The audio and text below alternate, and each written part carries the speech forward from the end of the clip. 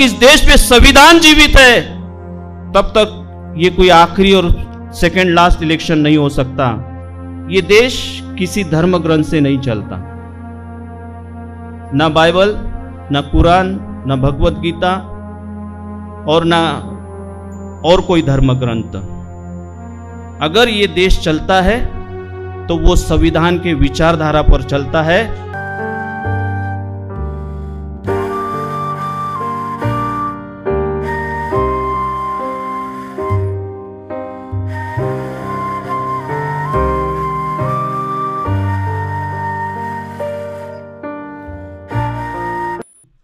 चंद्रयान की बातें हो रही है ना, जहां गरीब भूखा मर रहा है, हम चंद्रयान पे घर बनाने का सपना देख रहे हैं।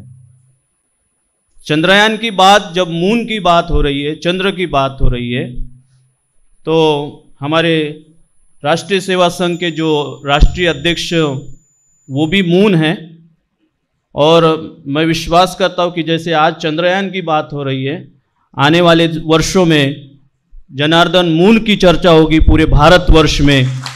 इसमें कोई शक नहीं है, क्योंकि उन्होंने एक ऐसे संगठन के खिलाफ आवाज उठाई है कि जिस संगठन का फर्जीवाड़ा, मैं फर्जीवाड़ा शब्द जानबूझ के इस्तेमाल करता हूं, जो फर्जीवाड़ा जो हमारे नजरों के सामने चल रहा है उसको चैलेंज करने का काम राष्ट्रीय अध्यक्ष जनार्दन मून साहब ने किया है। ये काबिले तारीफ है और इसके लिए उनकी सराहना होनी चाहिए। मैं एक धार्मिक पुजारी होने के नाते, चर्च का एक पादरी होने के नाते, मैं उनके दीर्घायु के लिए प्रार्थना करूंगा कि प्रभु उनको दीर्घायुष्य दे, ताकि वो ऐसे फर्जीवाड़ा जो है उसका पर्दाफाश करते रहे। हमारे पाशा सर ने कहा कि मैं क्रिश्चियन कम्युनिटी से आता हूं। क्रिश्चियन कम्युनिटी ने इस देश को बहुत कुछ दिया है। हम पे एक जो लालचन लगाया जाता है कि हम धर्मांतर करते हैं, मैं उन तमाम लोगों को चैलेंज करना चाहूंगा कि धर्मांतर की एक सादी रिपोर्ट या केस भी कहीं भारत में सिद्ध हो जाए तो हम अपने कामों को, जो समाज कल्याण के लिए, मनुष्य के उत्थान के लिए हम काम करते हैं, वो हम बंद कर देंगे। हमारे चर्चों पर हमला करना, हमारी आराधनाओं को डिस्टर्ब करना, आप देखिए कि हमारे कितने जो चर्चेस है वो कहीं अनलीगल नहीं है। वो सारी प्रॉपर्टियां मिशनरियों के द्वारा, मिशनरियों ने अपने लहू का पानी कर कर खरीद कर आज वो प्रॉपर्टियां खड़ी करने का काम जो किया है, वो एक भी प्रॉपर्टी अनलीगल नहीं है, सब कुछ प्रॉपर्टी लीगल है। उसके बावजूद भी प्रति रविवार को हम अपने चर्चों में जब आराधनाएं करते हैं तो कुछ हुड़दंग मचाने वाले लोग हमारे चर्चों में घुसकर हमारी आराधनाओं को डिस्टर्ब करना, हमारे सामानों को तोड़ना, हमारी माता बहनाओं को मारना, और इस प्रकार की घटनाएं ये भारतवर्ष में हो रही है।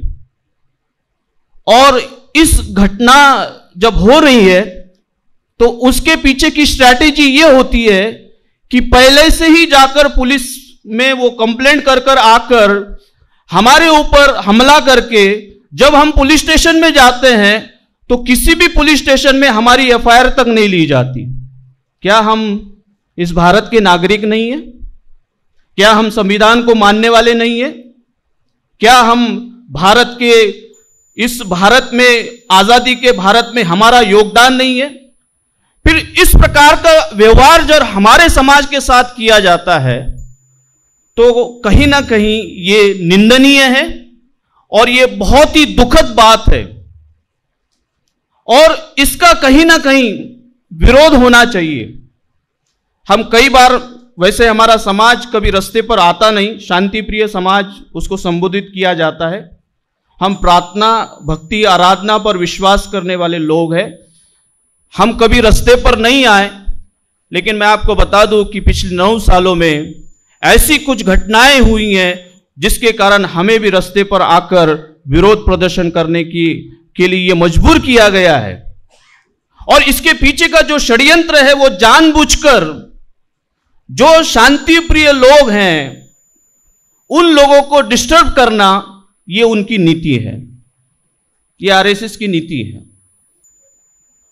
मणिपुर जैसी घटना का उजागर मैं जानबूझ के यहां पर करना चाहूंगा, और आप लोग को पता है या नहीं पता है, इस दो समाज की लड़ाई में मणिपुर की जो इतिहास है या मणिपुर का जो इस दिनों में सब तरफ चर्चा जो शुरू है, मैं आपको बताना चाहूंगा कि इस पूरे दौरान 350 चर्चेस जलाए गए। कितने चर्चेस? 350 चर्चेस। क्या वजह है? क्यों हमारे धार्मिक स्थलों को निस्तनाबूद किया गया और उन लोगों को आज जंगल में रहने की नौबत आ गई है? क्या वो इंसान नहीं है? क्या वो मनुष्य नहीं है? ये सवाल मैं इस गवर्नमेंट को और उनको पाठिंबा देने वाले लोगों से मैं सवाल करना चाहता हूं, क्या वो इंसान नहीं है और इस भारत के वो नागरिक नहीं है? और ये बड़ी शर्मसार करने वाली घटना है कि जब 2 महिलाओं को रेप करके नग्न घुमाया जाता है, उस पर सादी चर्चा तक नहीं होती और हमारे देश के प्रधानमंत्री उस पर 2 शब्द भी नहीं बोलते। यह बहुत ही शर्मसार करने वाली घटना है। का जवाब 2024 में हमको देना पड़ेगा। यह खोखली अर्थव्यवस्था, यह खोखला दिखावा उखाड़ कर फेंके बिना इस देश को प्रगति पर हम नहीं देख सकते। अब सब तब चर्चा हो रही है कि डेवलपमेंट डेवलपमेंट डेवलपमेंट, सड़कें बना दी, ब्रिज बना दिए, ये बना दिया, वो बना दिया। आप घर को कितना भी सुंदर बना लीजिए, उसमें सारी सुख सुविधाएं लगा दीजिए, पर घर में अगर अंतर्कलह होगा तो वो घर टिक नहीं पाएगा। और यही काम ये लोग, जो सरकार है और आरएसएस जो है, बजरंग दल और जो बाकी लोग है, वो करने का काम कर रहे हैं मेरे प्रियो। ये जैसे आज हमारा विषय है संविधान की रक्षा। हम सुनते आ रहे हैं कि संविधान को धक्का लगा है या धक्का पहुंचाने का काम हो रहा है। हां, ये बात बिल्कुल सही है, 100% सही है, और उसके लिए जिम्मेदार मैं और आप भी है। इसलिए जिम्मेदार है कि अभी तक हमने संविधान की ताकत को समझा नहीं।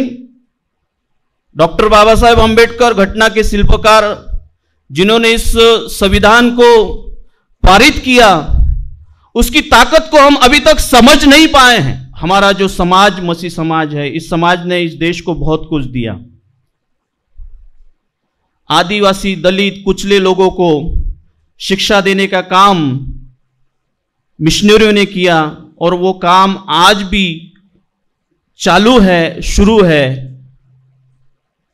और इस देश को अस्पताल देने का काम हमारे समाज ने किया, इस देश को शिक्षा देने का काम किया, इस देश को अच्छे संस्कार देने का काम देने के बावजूद भी हमारे समाज को जिस प्रकार से प्रताड़ित किया जा रहा है, ये हमारी आवाज इस मंच से उन बहरे लोगों तक जाने की पुरजोर आवश्यकता है कि अभी तो हमने ये ठहरा लिया है कि हम भी अब चुप नहीं बैठेंगे। प्रतिकार को विरोध और शांति को शांति देने का संदेश का काम हम लोग करेंगे, ये हमने निश्चय कर लिया है। क्योंकि हमारी आस्था को, हमारे जो विधियां हैं उन पर प्रश्न चिन्ह, लालचन लगाने का काम ये लोग जब कर रहे हैं, तो कहीं ना कहीं इसके पीछे इस देश को गुलाम बनाने का काम फिर से हो रहा है मेरे प्रियो। और इसके लिए हमें सावधान होने की आवश्यकता है। संगठित होकर ये फर्जीवाड़ा जो चल रहा है देश में, इसको नष्ट करने के लिए हम सबों को अपने अपने मतभेदों को भुलाकर, अपने अपने स्वाभिमान को भुलाकर देश हित के लिए एकजुट आने की अब आवश्यकता आ चुकी है। तो ये बहुत ही आवश्यक है। 2024 का चुनाव, कई लोग कहते हैं ये आखिरी चुनाव हो सकता है, इसके बाद देश में चुनाव नहीं होंगे, ऐसा लोगों का अवलोकन है या लोग कह रहे हैं। मैं उस पर विश्वास नहीं करता। क्यों नहीं विश्वास करता? क्योंकि मेरा संविधान लोगों के विचारों से, मेरा विश्वास संविधान पे ज्यादा है। जब तक इस देश में संविधान जीवित है तब तक ये कोई आखिरी और सेकंड लास्ट इलेक्शन नहीं हो सकता। संविधान के आधार पर, और एक बात बड़ी जवाबदारी के साथ मैं कहना चाहूंगा और उसके बाद मैं अपने शब्दों को विराम दूंगा। ये देश किसी धर्म ग्रंथ से नहीं चलता, ना बाइबल, ना कुरान, ना भगवत गीता और ना और कोई धर्म ग्रंथ। अगर ये देश चलता है तो वो संविधान के विचारधारा पर चलता है, और इस बात को हमें ख्याल में रखना बहुत जरूरी है। हमें जमीन चाहिए, सारा आसमान तुम रख लो। हमें जमीन चाहिए, सारा आसमान तुम रख लो। हमें संविधान चाहिए, गीता कुरान तुम रख लो। हमें संविधान चाहिए, गीता कुरान तुम रख लो। हमें रोटी चाहिए, अध्यात्म का ज्ञान तुम रख लो। हमें रोटी चाहिए, अध्यात्म का ज्ञान तुम रख लो। हमें रोजगार चाहिए, व्रत और ध्यान तुम रख लो। व्रत और ध्यान तुम रख लो। हमें विचार चाहिए, ये मूर्ति बेजबान तुम रख लो। हमें विचार चाहिए, ये मूर्ति बेजबान तुम रख लो। हमें कलम चाहिए, ये तीर कमान तुम रख लो। हमें कलम चाहिए, ये तीर कमान तुम रख लो। हमें सम्मान चाहिए, ये क्रूर भगवान तुम रख लो। हमें सम्मान चाहिए, ये क्रूर भगवान तुम रख लो। हमें इंसान चाहिए, ये जाति का भान तुम रख लो। हमें इंसान चाहिए, ये जाति का भान तुम रख लो। हमें आजादी चाहिए, अपनी संस्कृति महान तुम रख लो। अपनी संस्कृति महान तुम रख लो।